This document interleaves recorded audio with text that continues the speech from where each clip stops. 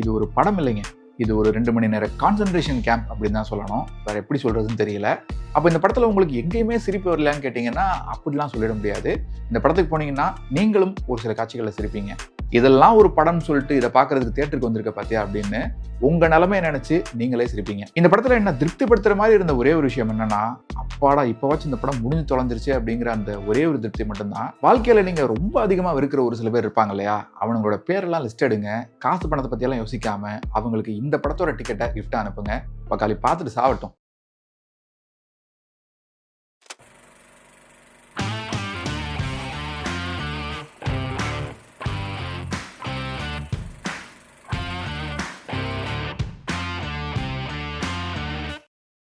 நல்ல சினிமாக்களை நேசிக்கிற கொண்டாடுற எல்லா நெஞ்சங்களுக்கும் வணக்கம். இந்த வீடியோவில் பார்க்க போறது இயக்குனர் எழில் டைரக்ஷன்ல விமல் நடிச்சிருக்கிற தேசிங்க ராஜா பார்ட் 2 தமிழ் திரைப்படத்தோட விமர்சனம். இந்த படத்தோட கதை என்னன்னு கேட்டீங்கன்னா, இந்த படத்துல கதையே இல்லை. ஏன்னா இது ஒரு படமே இல்லை. சும்மா ஒரு 20 நாள் ஷூட்டிங் ஸ்பாட்டுக்கு போய் எதையோ எடுத்துட்டு வந்து அதை எடிட் பண்ணி தியேட்டர்ல ரிலீஸ் பண்ணி ஆடியன்ஸ் ஒவ்வொருத்தர்கிட்டையும் 150 ரூபா ஸ்கேம் பண்ணியிருக்காங்க அப்படின்னு தான் சொல்லணும். இவங்க எதையோ ஒன்று எடுத்து வச்சிருக்காங்க இல்லையா, அதை ரீகலெக்ட் பண்ணி கோவையா ஒரு கதையா சொல்ல ட்ரை பண்றேன். சென்னையில் பக்கத்து ஏரியாவில் 2 போலீஸ் ஸ்டேஷன் இருக்கு. அதில் ஒரு போலீஸ் ஸ்டேஷனில் இன்ஸ்பெக்டராக இருக்காரு ஹீரோ விமல். இன்னொரு போலீஸ் ஸ்டேஷனோட இன்ஸ்பெக்டர் குக்வித் கோமாளி புகழ். ஏன்னு தெரில, இந்த படம் முழுக்க அவர் லேடி கெட்டப்பில் வர்றாரு. அவர் நிஜமாவே பொண்ணா இல்லை டிரான்ஸ்ஜெண்டரா இல்லை பொண்ணு மாதிரி வேஷம் போட்டிருக்காரான்னு ஒரு அளவும் தெரில. அதெல்லாம் டேரக்டருக்கு தான் வெளிச்சம். இந்த 2 ஸ்டேஷனில் இருக்கிற போலீஸுக்கும் எப்போ பார்த்தாலும் சண்டையாக தான் இருக்கு. ஏன்னா எல்லா கஷ்டமான கேஸையும் புகழ் ஸ்டேஷனுக்கு தள்ளி விட்டுட்டு விமல் ஸ்டேஷனில் இருக்கிற போலீஸ்லாம் எப்போவுமே ரொம்ப ஜாலியாக ஃபன் பண்ணிட்டு இருக்காங்க. எப்போவுமே எந்த கேஸும் இல்லாமல் வெட்டியாக தண்டமாக தான் இருக்காங்க. இந்த சமயத்தில் மார்க்கெட்டில் ஒரு பிரபல ரவுடியோட பணம் ஒன்று கிடக்குது. அவர் கொலை செய்யப்பட்டிருக்காரு. ஆனால் அவரோட பாடி தலை இல்லாமல் வெறும் முண்டை மட்டும்தான் இருக்குது. ஸோ தலை இருந்தால் தான் விசாரிக்க முடியும் அப்படிங்கிறதால இந்த 2 போலீஸ் ஸ்டேஷன் டீமும் அந்த தலையை தேடி போகிறாங்களா, அது எப்படி மேற்கொண்டு விசாரிக்க போகிறாங்க, எப்படி கொலை நடந்துச்சுன்னு விசாரிக்க போகிறாங்க அப்படிங்கிறத அந்த படத்தோட கதையாக நினைக்காதீங்க. அதெல்லாம் இந்த படத்தோட கதை இல்லை. அந்த டெட் பாடிக்கும் இந்த கதைக்கும் ஒரு அளவு சம்மந்தமும் இல்லை. எப்படி அந்த தலை இல்லாமல் முண்டம் கிடக்குதோ அது மாதிரி அந்த படம் முழுக்க கதை இல்லாமல் போயிட்டு இருக்கு. இதுக்கிடையில ஒரு பெரிய மினிஸ்டரோட பையனுக்கு கொலை மிரட்டல் ஒன்று வருது. அவனோட பந்தோபஸ்து டியூட்டிக்கு ஹீரோ விமலை தான் அசைன் பண்ணுறாங்க. அவரோட உயிரை காப்பாற்ற வேண்டிய பொறுப்பு ஹீரோ கிட்ட தான் வருது. ஸோ அதுக்கப்புறம் என்னாச்சு, அந்த மினிஸ்டரோட பையன் உயிரோட தப்பிச்சானா, இந்த இளவெடுத்த மொக்க படத்தை பார்க்குற ஆடியன்ஸ் கடைசி வரைக்கும் உயிரோட இருந்தாங்களா அப்படிங்கிறது தான் இந்த படத்தோட கதை. இந்த படத்தோட ப்ளஸ் பாயிண்ட்ஸ் என்ன அப்படின்னு தானே கேட்குறீங்க. எங்க கதையே இல்லைன்னு சொல்லிட்டேன், இதில் ப்ளஸ் பாயிண்ட்ஸ் வேறையா? டைரக்டர் எழில் ஒரு காலத்தில் விஜய், அஜித், பிரபுதேவா, ஜெயம் ரவின்னு பெரிய பெரிய ஹீரோக்களை வச்சு முழு நீள காதல் படங்கள் பண்ணிட்டு இருந்தாரு. சட்டுன்னு அவரோட ரூட்டை மாற்றிட்டு காமெடி படங்கள் பண்ணுற பக்கம் போயிட்டாரு. ஸோ அவர் எடுத்த காமெடி படங்களில் பர்சனலாக எனக்கு அதிகம் ஒர்க்கான படம்னா அது தேசிங்க ராஜா தான். அது ஒன்றும் சூப்பர் படம்லாம் இல்லாட்டியும் கூட எப்போ டிவியில் போட்டாலும் பார்க்கலாம். என்டர்டெய்னிங்காக இருக்கும், போர் அடிக்காமல் இருக்கும்.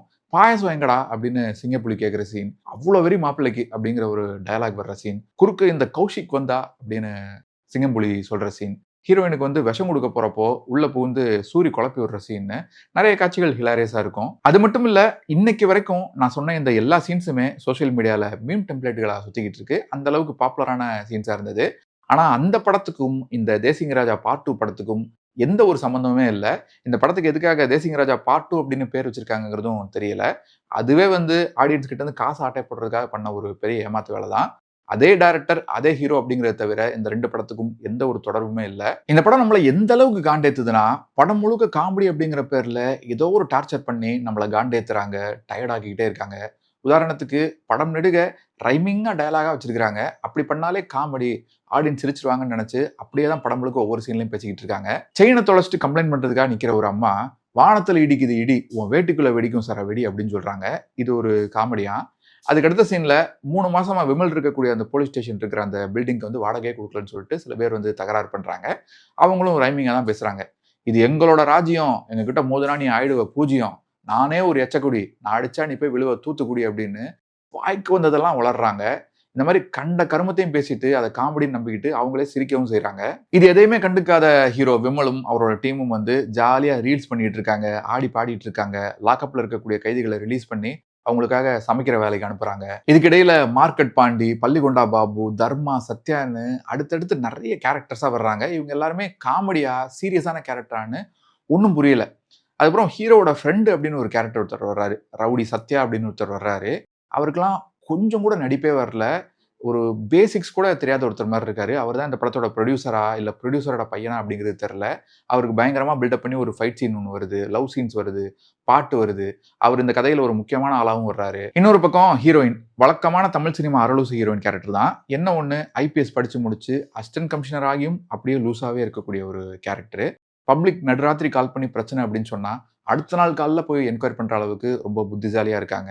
ஹீரோ கிட்ட பிளான் என்னன்னு பிளான் பண்ணிட்டு வாங்க அப்படின்னு பயங்கரமாலாம் பேசுறாங்க. அவங்களோட நடிப்பை பத்தி குறிப்பிட்டு சொல்லியே ஆகணும். பபிள் கம்மை வாயில போட்டு கூட சமாளிக்க முடியாத அளவுக்கு ஒரு பயங்கரமான பெர்ஃபார்மரா இருந்தாங்க.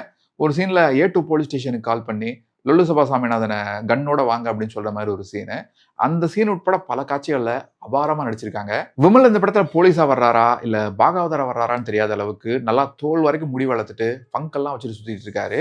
மனசாட்சியே இல்லாம ஒரு பிளாஷ்பேக் சீன்ல வந்து காலேஜ் ஸ்டூடெண்ட் எல்லாம் அவரை காட்டுறாங்க. அதெல்லாம் நிஜமாவே சீரியஸான காமெடியா இருந்தது. விஜய் டிவி புகழ் இந்த படத்துல லேடி கெட்டப்ல வர்றாரு. வழக்கமா குக்வித் கோமாளியில கீச்சு கீச்சுன்னு ஒரு வாய்ஸ்ல பேசிட்டு லேடி கெட்டப்ல வருவார் இல்லையா, அதான் இந்த படம் முழுக்கவே பண்ணியிருக்காரு. என்ன ஒண்ணு சிரிப்பு தான் வரல. சொர்ணம் மாசமானா பணம் வரணும், அதை நீ தான் வந்து தரணும் அப்படின்னு அவரும் அவரோட பங்குக்கு ரம்மிங்க டயலாக் பேசி நம்மளை காண்டேத்திக்கிட்டு இருக்காரு. வெப்பனா அவனோட அப்பனே வந்தாலும் நம்மள ஒண்ணுமே பண்ண முடியாது. ஃபாரஸ்டா இனிமே நமக்கு நோ ரெஸ்ட் அப்படின்னு சம்பந்தமே இல்லாம உளறிக்கிட்டே இருக்காரு. இந்த படத்தோட ஹைலைட் என்னன்னு பாத்தீங்கன்னா செகண்ட் ஹாஃப்ல எமோஷனல் பிளாஷ்பேக் அப்படின்னு ஏதோ ஒன்று வச்சுட்டு தன்னோட காதலியை கொன்னவனோட அப்பா கூடவே ஹீரோட ஃப்ரெண்டு வந்து ராசியாயிடுறாரு. அவன் கூட டீல்லாம் பேசிக்கிட்டு இருக்காரு. அதே போல தன்னோட பையனை கொடூரமா கொண்டவன் கூடவே வந்து வில்லனும் ஃப்ரெண்ட்ஸ் ஆயிடுறாரு. இதெல்லாம் என்ன இலவுனே புரியல. இது எல்லாம் முடிஞ்ச பின்னால பிடாரி கோவில் தோப்பு பின்னால கோக்கு மாக்கு அப்படின்னு ஒரு அருமையான தத்துவார்த்தமான பாடலோட இந்த படம் முடியுது. முதல்ல இந்த தேசிங்க ராஜா பாட்டு திரைப்படம் எப்படி இருக்குன்னு கேட்டீங்கன்னா இது ஒரு படம் இல்லைங்க. இது ஒரு 2 மணி நேர கான்சன்ட்ரேஷன் கேம்ப் அப்படின்னு தான் சொல்லணும். வேற எப்படி சொல்றதுன்னு தெரியல. அப்ப இந்த படத்துல உங்களுக்கு எங்கேயுமே சிரிப்பு வரலையான்னு கேட்டீங்கன்னா அப்படிலாம் சொல்லிட முடியாது.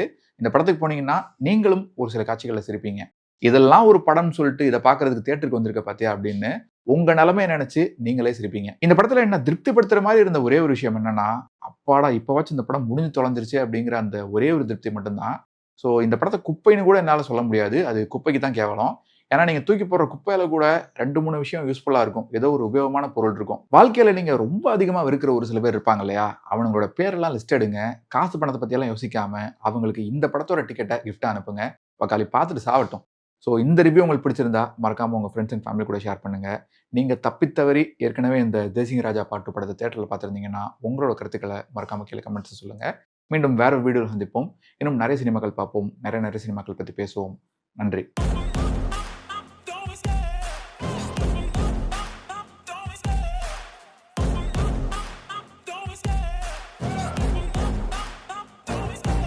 Love the chase and the hunt, and I set the pace when I'm running. I always take what I want and I always give it 100. Don't need a bank, no I'm funded. Play the game like it's nothing. I'm always thankful.